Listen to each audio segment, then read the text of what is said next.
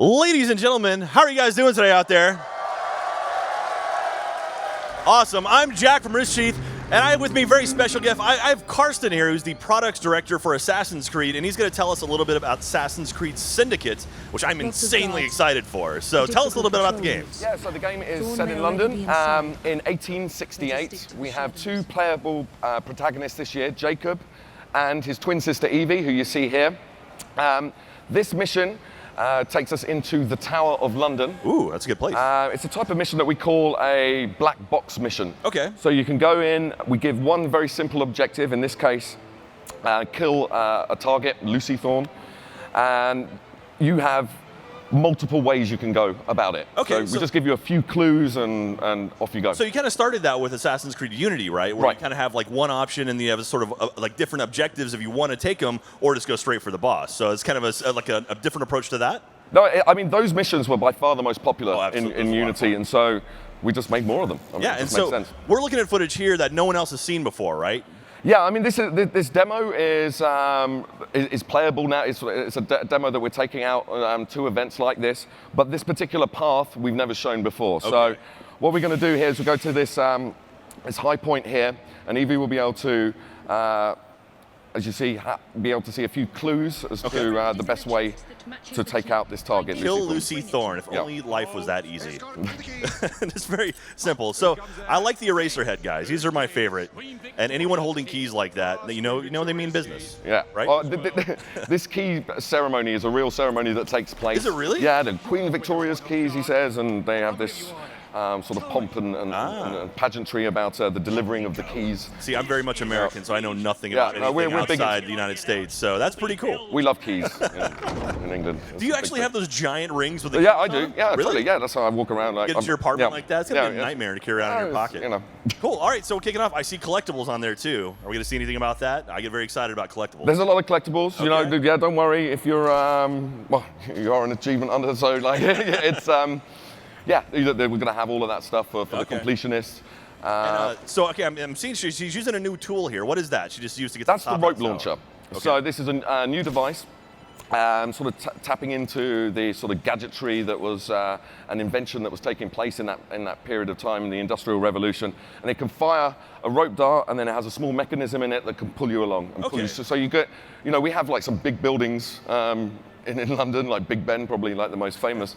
And you know, you can climb up there in the traditional way, but if you want to, you can just fire up the rope launcher and get up there in a fraction of the time. Yeah, it is fun to climb, but sometimes, you know, if it's going to take you 5 minutes to get up there. Oh, So and that's hello. a zip line in full effect, straight through the window. Nice. That guy had to know she was coming, right? I mean, like, she was diving right at him. Yeah, but like, what do you do? Like, you have a few I seconds. guess It's so. The last thing you see is Evie flying through a window on a zip line at you, and then Kind of like, black. hey, what is that? And then that's pretty much it. You get hit right in the face.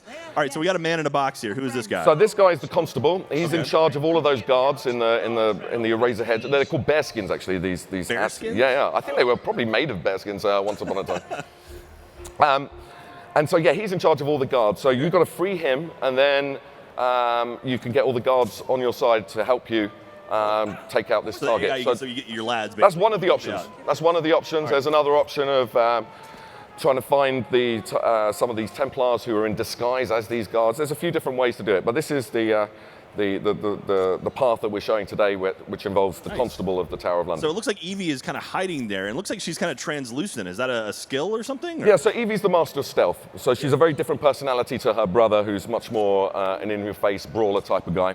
And so when she is in stealth mode, she can actually sort of blend, a bit like the social stealth mechanic that we've had in previous Assassin's Creed, but she can blend, you know, for example here against a wall, and is almost invisible. So we make her go translucent just to give you a clue that she's, Nice. you know, hard to spot. And I see the Berserker darts are back. I love They're the back. Berserker darts. Those are just a blast. Anytime I don't have to do work, I can just like tell, you know, big guy to go murder everyone else. That makes me very happy. It's pretty funny. There's some really big guys in here as well. So if you take those guys out, they can take out They 4 or just wipe 5 out for you. everyone. Yeah. All right, so she's sneaking up on this dude or shooting him in the head. One or the Yeah, other. she's going to use her throwing knives here. That's another favorite weapon of hers. She can carry many more than Jacob can, for example. A very silent and effective way to take people out. And classic, just sneak around a corner and stab dude in the throat. Yeah. That's pretty much We'll old always school have that. Assassin's Creed right there. So tell me a little bit about the relationship between Evie and Jacob. I mean, they're brother and sister. Who's sort of the alpha of the two? They're both, they're very different personalities. So Jacob is much more an action guy, thinks first, to hell with the consequences. While Evie is more of a classic assassin. She sees the big picture. She is the one that's most focused on finding pieces of Eden, for example. Okay. That's one of the reasons you're here in the Tower of London as well. Okay. There is a piece of Eden hidden here in the Tower of London. That's why you want to take out Lucy Thorne. Spoiler alert. Jeez, come on, man. Well, you'll see it in the cinematic. It's not too bad. But, yeah, so she's much more focused on those kind of objectives and sort of, while Jacob is much more focused on building up a gang and taking out and stopping oppression in London through taking over the gangs that are keeping the working class oppressed. Nice. So it looks like she just stole the keys from the dude, and she's going to go free this dude in here, the constable, who's going to then help us get some AI on our side. And let's talk to this dude and see what he has to say. That is a sweet mustache. Oh, it is. That is one of the most wonderful things about Victorian London. Yeah. Great facial hair. Amazing facial Amazing hair. hats. He's got some good chops and a nice mustache. He's got a good grimace on his face. Yeah, I mean, he's a serious dude. He's seen some action. Like, you see his medals there. I mean, he's a respected guy. I think he would be a little bit happier to see his person who freed him. He looks kind of pissed off still. No, it's Victorian London. They're very stoic people. You don't give too much away. No? He's very grateful, but he's just, he's just playing it down. Maybe he's just pissed off at whoever actually captured him. So now he's gonna go wreck some shop with her. Yeah. So this is an Evie mission. Like when you're in the open world, you're not really in a mission. Can you swap between the two characters? Totally. Oh, great. Totally. Okay. So yeah, obviously we have, we always have, a strong, we hope a strong story in Assassin's Creed, and so certain missions, obviously, to help the story go along, you play as Jacob or play as Evie. But in the open world, all of those open world contracts and side content is accessible with either character, and you can just swap between the two whenever you like. And I noticed too there was some XP going on here when she was doing certain things. Could you level your characters independently as well? Yeah. She has her own skill tree. Okay. And her own story and her own path, and so yeah. All right. So if you like one over the other, you can play them as much as possible. But that might be a little tricky when it comes to black box missions, right? Yeah. I mean, certain missions are more suitable for certain characters, and so try it out. All right. So here's her being sneaky. So she's recruited. Yeah, we've seen enough stealth. Now it's time to show Evie's more badass side. All right. So yeah, she's got these guards with her now.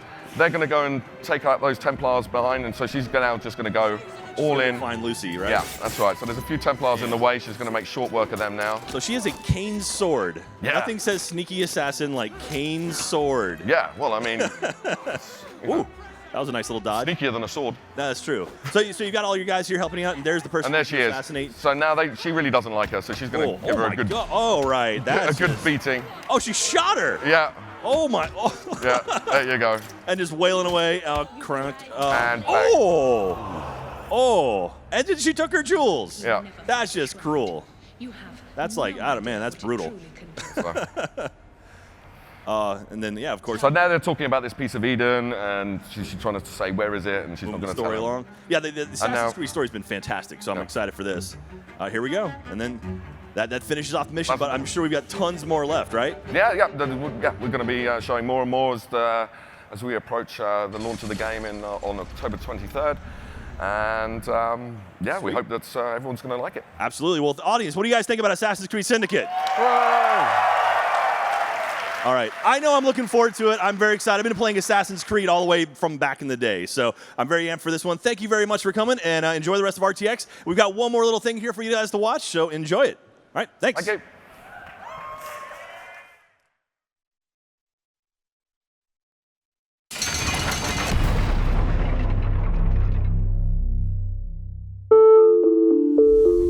As far back as I can remember, I wanted to be part of London. Part of the world's greatest city, at its grandest moment. And if you believe that, you're a bloody fool. Science, technology, progress. It's a devil's deal.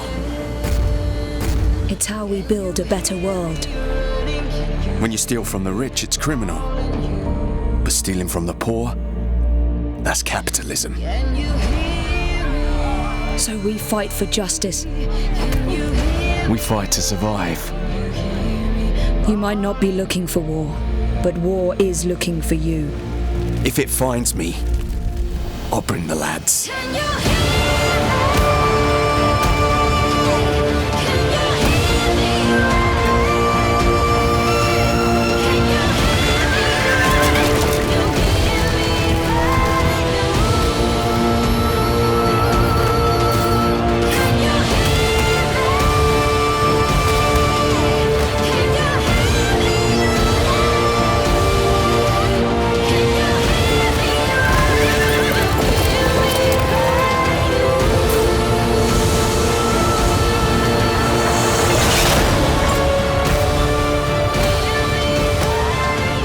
For my brother. For my sister. For London. For family. Assassin's Creed Syndicate. Join the family, get rewards. Reserve now for exclusive access to the Darwin and Dickens Conspiracy. Available October 23rd.